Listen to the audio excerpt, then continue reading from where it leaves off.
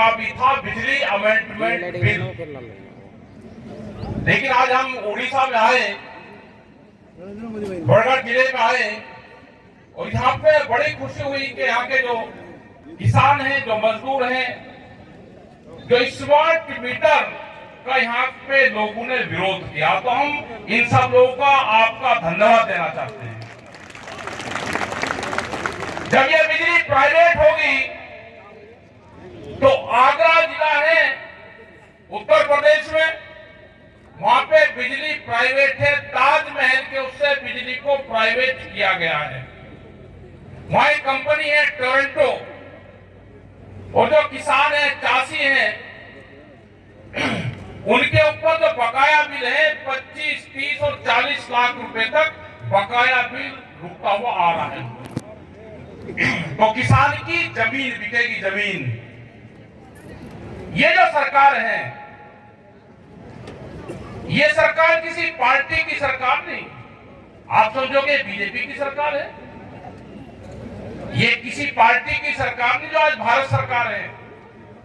एक पूंजीपतियों का एक गैंग है, उस गैंग ने एक पॉलिटिकल पार्टी पे कब्जा किया, उसने इस देश पे कब्जा किया।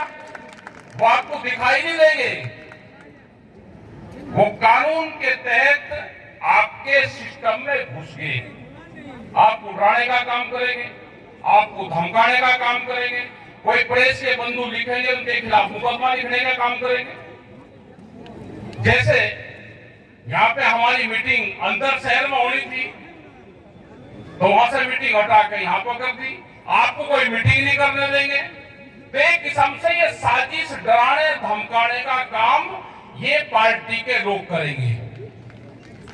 इनकी पति होगा। अभी धीरे धीरे बहुत से अत्याचार अभी किसानों के ऊपर, मजदूर के ऊपर, लेबर के ऊपर होंगे। अभी की पॉलिसी, जो हमारा नौजवान है अग्निवीर 4 साल का, अभी जो साप्ताहिक बाजार लगते हैं जिसको हाट बोलते हैं, अभी धीरे धीरे ये लोग ये खत्म होंगे, हाट खत्म होंगे। अभी उस पर का टारगेट चला हुआ है, उससे करीब 4.5 करोड़ लोग हमारे प्रभावित होंगे। जो हमारी महिलाएं, माताएं, बहन जो बाजार से सस्ते में सामान, सिंदूर, अंगूठी, अपना वो सामान लेकर आती हैं, वो जब बाजार में जाएंगे तो कितना महंगा मिलेगा, मॉल में जाएंगे तो कितना महंगा मिलेगा। तो ये हाट खत्म करने का भी इनका प्रोग्राम है, वो सीधा गांव को प्रभावित करेगा। बिजली गई, हमारे साप्ताहिक जो हाट है वो गए, हमारे पास में नौकरी नहीं है। अगर किसी किसान ने कर्जा लिया है, केसीसी बनवाया है, फसलों के दाम उसके हैं नहीं, केसीसी का कर्जा कहां से देगा? उस कर्जे को पाड़ने के लिए शौकार से दोबारा फिर कर्जा लेता है। ये यही आप पे लोगों ने बताया। हम उस किसान के वहां पे गए जिस किसान ने आत्महत्या करी, उसका 2 तरह का कर्जा। एक, उसने बैंक से कर्जा लिया, बैंक का कर्जा नहीं दिया गया तो उसने फिर शौकार से कर्जा लिया। शौकार का कर्जा कहां से देगा? किसी तीसरे से देगा, और धीरे धीरे उसकी जमीन जाएगी। ये 25-30 साल का खेल है सरकार का। ये जमीन को छीनो, व्यापारियों को जमीन दो, इस जमीन पे कब्जा करो। वो जो भूमि अधिग्रहण का इशू था उसमें संशोधन किया, चाहे सरकारी जमीन अधिग्रहण करना हो या प्राइवेट जो प्लेयर है उसको जमीन खरीदनी हो। जैसे भूमि अधिग्रहण एक्ट था, पूरे देश ने आंदोलन करके भूमि अधिग्रहण एक्ट बनवाया 2013 में। पूरी पावर स्टेट को दी, स्टेट की पूरी पावर डीसी को, डीएम के हाथ में है। तो आपकी जमीन छीनने का भी बड़ा षड्यंत्र रचा जा रहा है। वो चाहे सड़क के उसमें जमीन हो या जो व्यापारी जमीन खरीद रहा है। आपने देखा होगा हाईवे के बराबर की सब जमीन व्यापारी ने खरीद ली। ये यहाँ नहीं कि उड़ीसा में खरीदी, ये नहीं कि छत्तीसगढ़ में खरीदी या उत्तर प्रदेश में खरीदी, ये पूरे देश में हाईवे की जितनी जमीन है एक प्लान के तहत व्यापारी, उद्योगपति, बड़े लोग उस जमीन को खरीद रहे हैं। साजिश क्या है कि जमीन किसान के पास से जाए, यहाँ पे इस देश में लेबर तैयार हो। 2 काम इस देश में अब होंगे। अगर आपके आंदोलन ना रहे पहला है जो बाहर की मल्टीनेशनल कंपनियां आ रही उनको सस्ती लेबर चाहिए। सस्ती लेबर कहां से आएगी? वो रहती है गांव में। गांव को डिस्टर्ब करो, उनकी फसलें ना खरीद दो, बिजली महंगी करो, वे लोग गांव छोटे जमीन दे और लेबर का काम करें। दूसरा है उनको बड़ी मार्केट मिलेगी।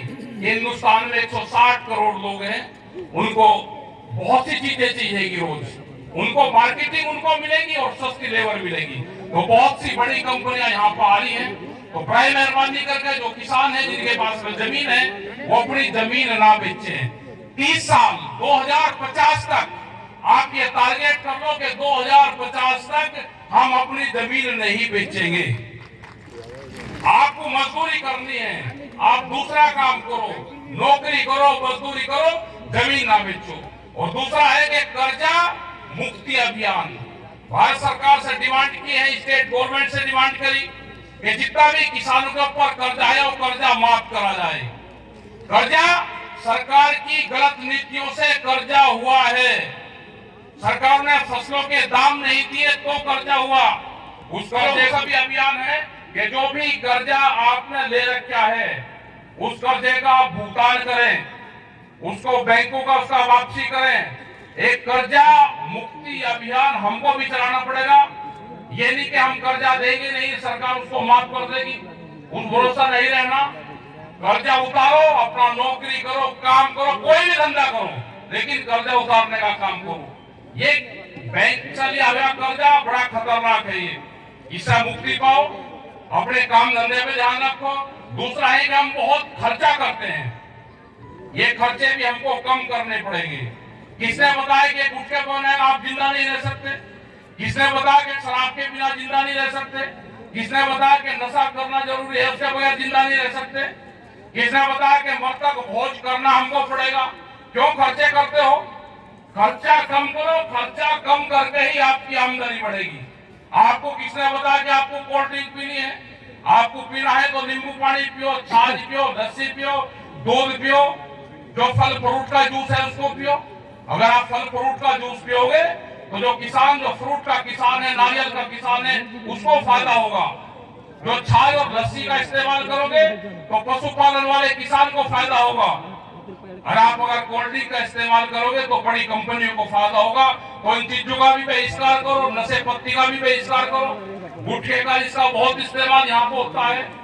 अपने परिवार के जितना आप गुटखा खाते हो, जो भी आप नशा करते हो, जितना एक दिन में अपना खर्च करते हो, अपने परिवार को, हर परिवार अगर इतना ही खर्च करेगा तो कैसे आपकी आमदनी बढ़ जाएगी? तो हमारा सभी जो संयुक्त मोर्चे के लोग हैं, जो हमारे यहाँ पे संगठन के लोग हैं, जो लोग काम कर रहे हैं, तो इन सभी से अपील है कि सामाजिक अभियान भी हमको चलाना चाहिए। ये बहुत सेंसिटिव मामले हैं, अब हमको सामाजिक अभियान भी चलाना चाहिए।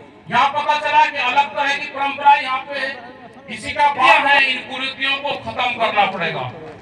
दहेज प्रथा, कैसे गरीब अपनी बच्ची की शादी करेगा?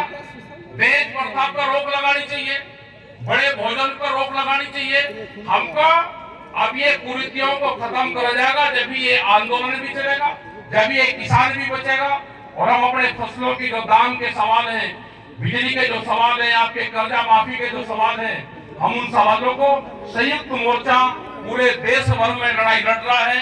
और एक बड़ा आंदोलन जैसे दिल्ली में आंदोलन हुआ, इसी तरह का एक बड़े आंदोलन की देश में फिर जरूरत है। उसके लिए आप सब तैयार रहें। सबका धन्यवाद। जय हिंद, जय भारत। जिंदाबाद, जिंदाबाद, जीतेंगे।